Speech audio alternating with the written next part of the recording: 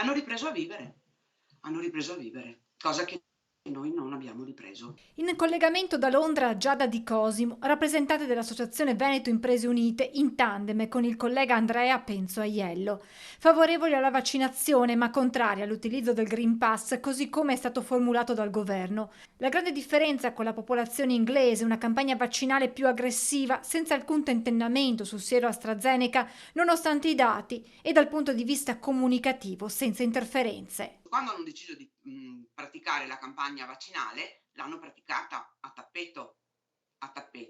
Noi abbiamo avuto prima una cosa e poi l'altra. Qui non era importante, qui in Inghilterra non era importante l'età o il fattore a rischio, qui venivano vaccinati tutti. L'associazione avrebbe sposato la linea dei governatori Green Pass per consentire, in caso di passaggio di colore delle regioni, di tenere aperte le strutture che di fatto così diventerebbero Covid-free.